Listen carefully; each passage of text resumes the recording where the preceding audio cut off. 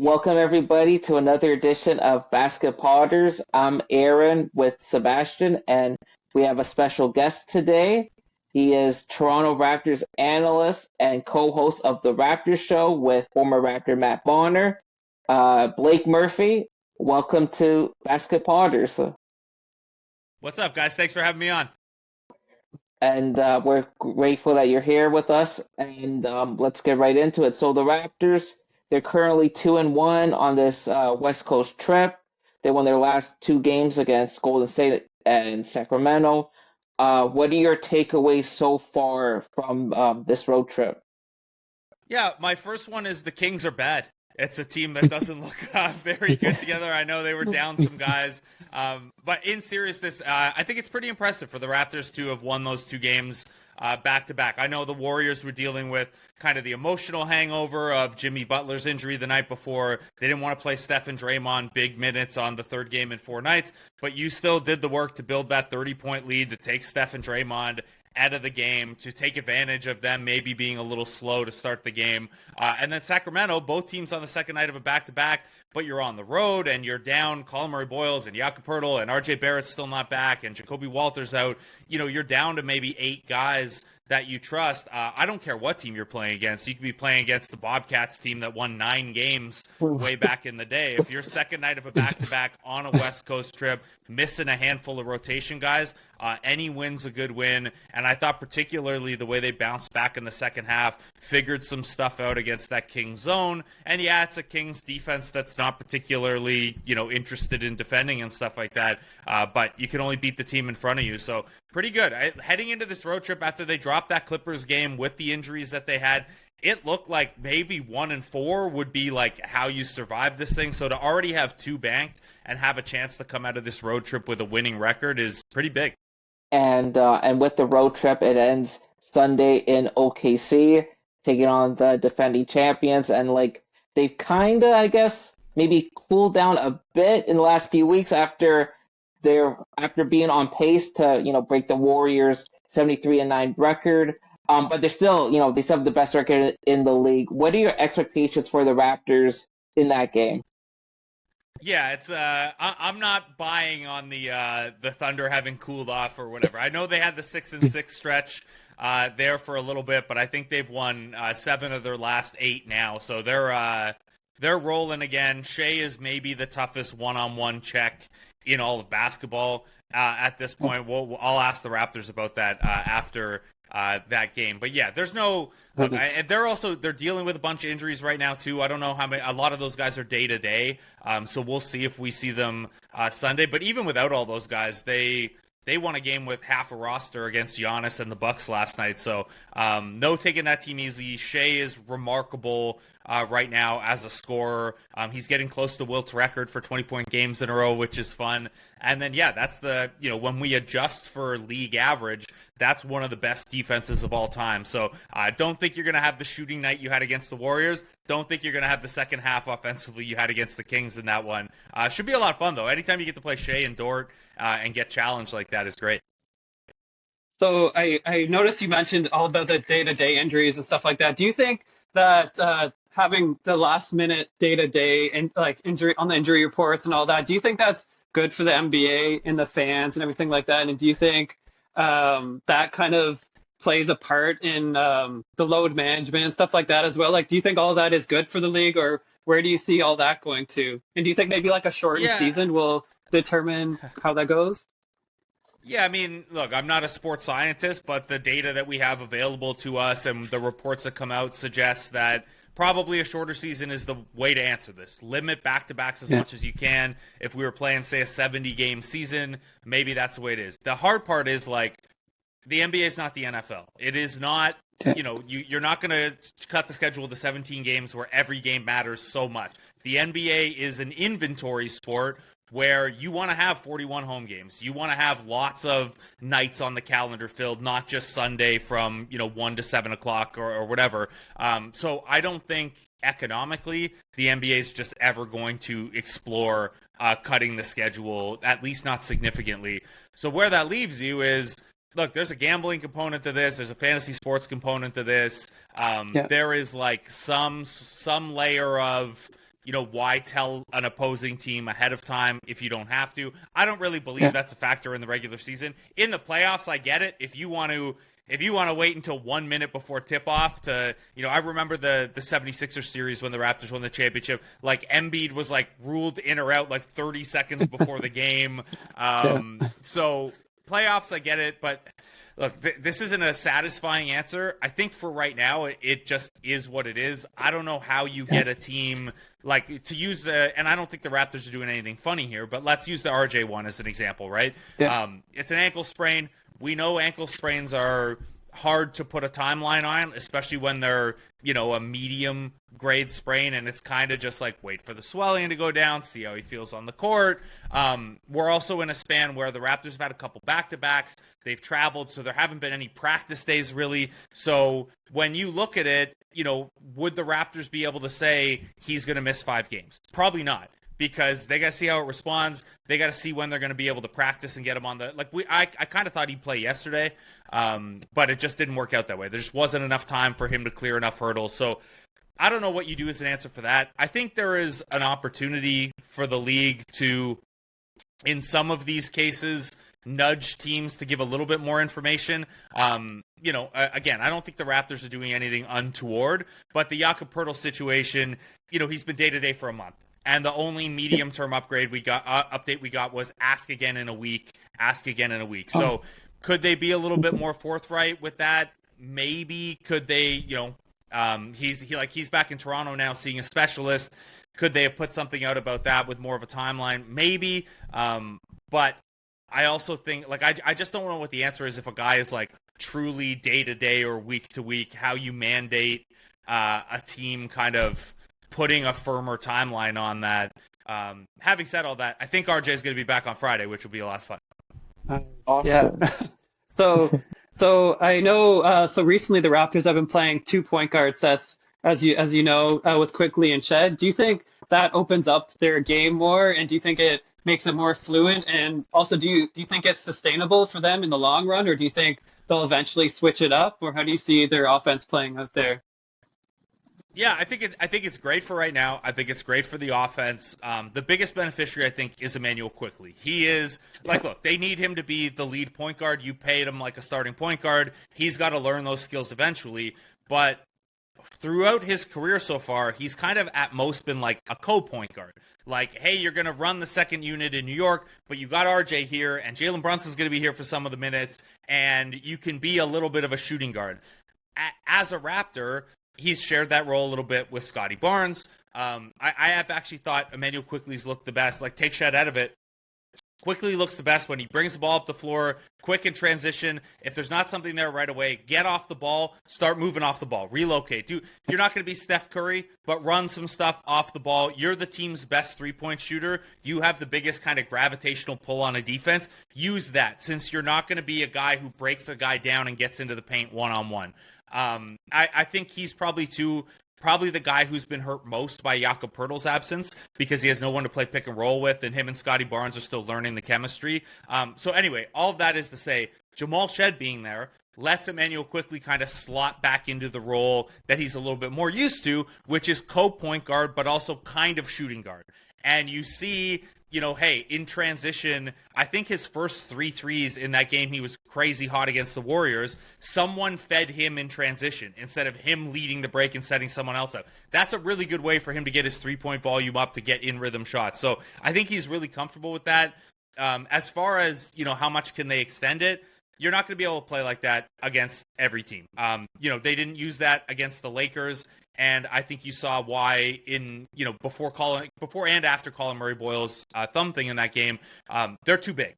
Luka Doncic is the 2 on that team. Jamal Shed and Emmanuel Quickly, even if Shed's a good defender, that's too small against some teams, especially when you're already playing small at the center position. So that's going to be a challenge. You saw in that game that in the half court, the Lakers kind of gave Jamal Shed the Marcus Smart treatment and sagged off of him a little bit. So Shed wasn't as able to, punch into the paint and set Quickly up as effectively.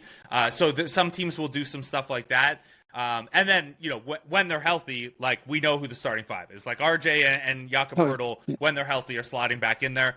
So I think right now, this is a good situation to have. You look at when the Raptors have been very successful over the years, they've almost always had a really good backup point guard who can play 12 or 15 minutes a game with your starters playing small. Kyle Lowry and Corey Joseph did it together. Kyle Lowry and Fred VanVleet did it together. If you go back even further, you can get some in the Jose Calderon days and stuff like that, where they do some 2-point guard stuff. So, there was a Kyle Lowry, Lou Williams, Gravis Vasquez year in there somewhere too, where they'd run a lot of 2 and maybe even 3-point guard stuff. It's a good thing to have. I know that people want, when Jamal Shed plays so well, he has 15 points, 13 assists in a game. It's like, could you make him a full-time starter? I don't think they need to do that yet. I think this is a good option to have. I think it helps quickly, and then I think, having a really good backup point guard who could start sometimes or who can play, can close a game with your starting guys, that's a good spot to be in. You don't need to rush the starting lineup side of it, I don't think yet. With Blake Murphy here on Basketballers. And to your point, the Raptors have shown like they have a lot of depth, which is great to see, and they're currently 27-20. And with the trade deadline coming up in a couple weeks, what moves do you see the Raptors making from now till then? Do you want the fake exciting answer or the real boring answer? Both. Okay, well, the real answer, and look, a lot can change in 2 weeks.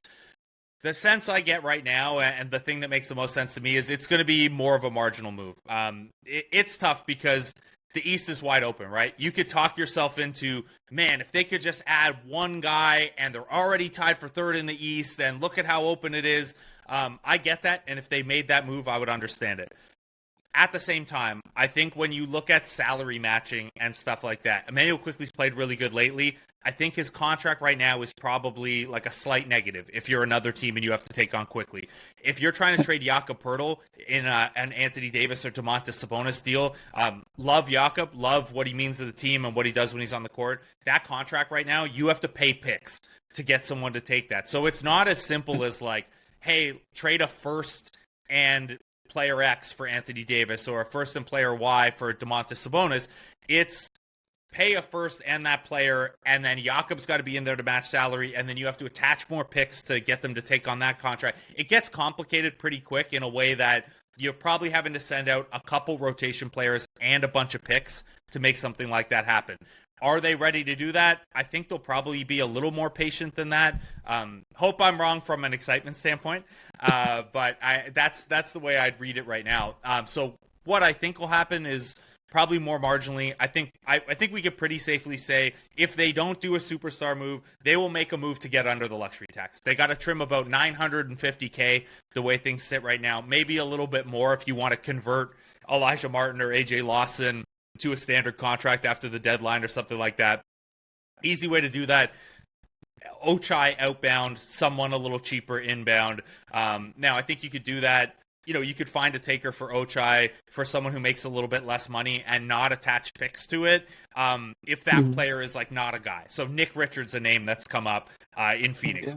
Not a guy you're going to be super excited to throw into the rotation big minutes. If you want someone who is going to be in the rotation or like is a real player you're taking a bet on, the same way they kind of took a bet on Ochai the other year, then you're probably having to attach some picks to make that happen. If Day'Ron Sharp of the Nets is your guy, Yves Missi of the Pelicans, that kind of guy, you're probably having to send at least second round pick equity, maybe even more in the case of Sharp, just given how good his deal is. That's the realistic answer is probably something related to Ochai Agbaji that gets them below the tax, and maybe if you navigate it really well, can get you someone you can give a look as a true backup center. So more so like depth pieces to further strengthen like their bench or whatnot, just to have more depth. Yeah, I think you could use like Sandro's been great. Colin Murray-Boyles has been awesome as an undersized center. I think you'd probably like one more big body in there so that if you're playing against Joel Embiid or something like that, you've got a guy with a little bit more size, and you don't have to ask CMB to do that. And you, as awesome as Scotty's versatility is, you don't want him banging with centers every single night. You just don't want to do that. So there, I could see them wanting to add some three-point shooting too, given they're near the bottom of the league in three-point percentage. I don't know if that kind of, I think there's probably more backup center available than reserve shooting. So yeah, like were I to guess, Ochai and a second round pick equity for some backup center who's not gonna blow the doors off. Like I think Gogo Batadze is probably aiming too high, as much as I would love that. So yeah, that's not a sexy answer, but that's probably the likeliest outcome. But again, a lot can change in 2 weeks, and I hope I'm wrong, and I'm back on here, and we're talking about something splashy. And and then, well, speaking of something something that would be splashy is a guy like John Morant. Like, so he's been in trade rumors for a good while now. Recently, he said that he doesn't want to get traded. He wants to stay in Memphis, but as you said, so many things can happen from now till then. Do you see him being traded? And if he does get traded, would the Raptors would he be a good fit for the Raptors? Yeah, if I had to guess right now, I'd say he probably doesn't get dealt. He's back playing for them. You're not going to overreact to 2 games, but he's been awesome the last 2 games since he came back. And look, I think sometimes, a GM is not going to leak something just to find out how the fan base feels about it. But I think the Luka situation last year was a good reminder that how your fan base feels about your team really matters. And Ja Morant is immensely popular in Memphis, really popular internationally, as we saw from that England game. But he means a lot to that franchise. And I think, and Mark Stein was on with us on the Raptors show today, and he said something similar, and it made a lot of sense to me. I don't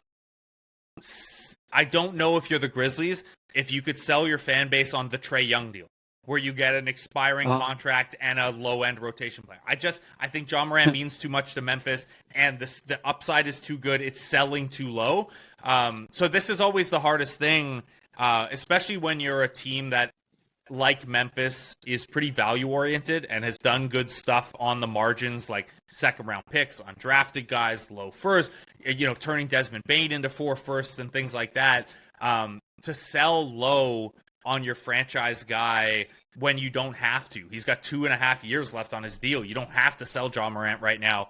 I'd be more surprised if Ja moved than I was about Trae Young or would be about Anthony Davis. So what were your thoughts on the whole Trae Young deal, though? Because in my opinion, that made no sense at all, because there's no draft picks or anything included in that. And was it just essentially like salary matching, or where do you see Atlanta going from this? Because obviously they're trying to build around Jalen Johnson, but it almost didn't make as much sense as just like the Luka trade. So what did you think about that? Yeah, I think it tells us a couple things about where the NBA is at right now. And I think when offense is as high as it's been in decades in the NBA, right? So a guy like Trae Young, who can get you 30 and 10, I mean, he's Trae Young. He's an all-star player. Yeah. He's unbelievable offensively. But do teams not value that at $50 million max contract anymore if defensively there's not a lot there, and you can run some stuff through Jalen Johnson? So that's one, is like offense only point guards.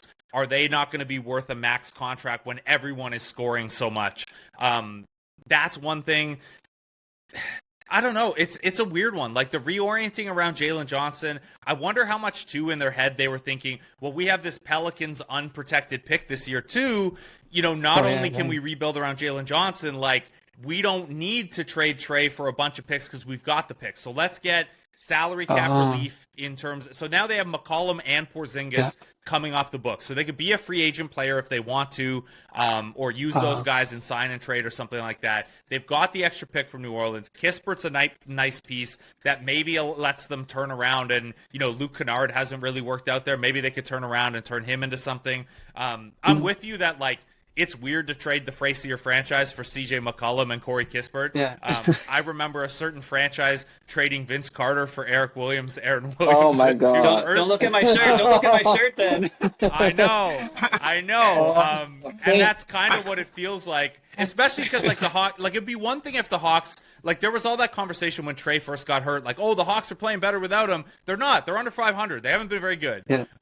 So if I was a Hawks fan, I'd be pretty conflicted on it.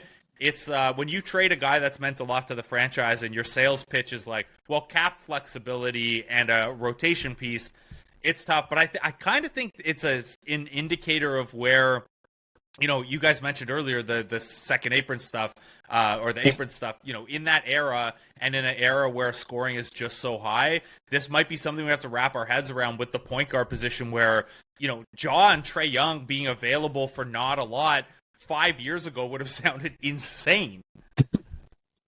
Today also marks the 20th anniversary of Kobe's 81 points. So I was just wondering, so if Matt Bonner and Kobe played a one-on-one today, how many points do you think Kobe would score on? A lot. I was giving Matt a hard time about this today. I introduced it as Matt Bonner personally guarded Kobe for every one of those possessions. But Matt said Kobe would have had even more than 81 in that part. That's a wild game to look back on, man. To watch the highlights on, but to like hear I think it was NBA TV re-aired it a couple years ago and like had comments from people and stuff like that. That's wild, man. The fact that anyone scored 81 and like Matt's told the story on the show too that like at halftime he's like cooking them obviously, but the Raptors are winning. So the strategy, like the talking point is like we can withstand this. Like Kobe's getting his, but no one else is scoring, and we're up. So anyway, that's a story for Matt to retell, but it's a lot of fun to give him a hard time about it. And I did also hear that story about Kobe. There's a post with Kobe and Kwame Brown. I don't know if you've seen it. It's like Kobe scored 81, Kwame scored 2, and then they're like he got converted, or no, sorry, he added to his total. So they got combined 83 points. Yeah. Oh, that was funny. That's good stuff.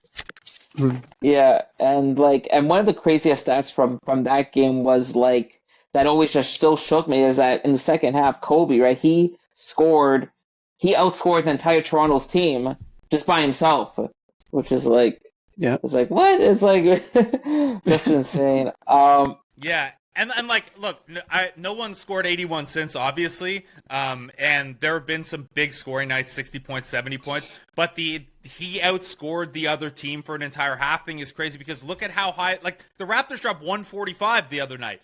Like, Kobe would have to score 81 and a half to outscore an entire team in a half some nights now. And so what is it like working with Matt Bonner? And have you guys rolled the TTC together? We did. So we were out before the game last night. We grabbed dinner and some beers with some other people, and then rode the TTC back just in time for the Kings game. So we have done the TTC. It's great working with him. Him and our producer Ahmed Maan, awesome to work with. Super easy to work with. Even like once the season ended last year, we were still watching a bunch of the finals games together and stuff. Even though I was on Jay's duty at that point. So yeah. Great hang, super easy to work with. Like it's fun. Sometimes on the show we just kind of dink around or whatever, and because it's like, so one of the things that I wish we could do more of with the show, but a lot of people only listen to the podcast part of the radio part, not the video part. But Matt's ability to like break down plays and like pick stuff up, like obviously played in the league for 12 years on a very X's and O's oriented team. But yeah, best part of the job is like the morning after a game, spending like half an hour before the show just clicking through Synergy with Matt and watching plays and stuff like that makes me so much smarter. It's great. That's awesome. And for our viewers, how can they keep in touch with you on social media and the Raptor Show? Yeah, so Raptor Show 11 to 12 every day, wherever you get podcasts or on Sportsnet 360 and stuff like that.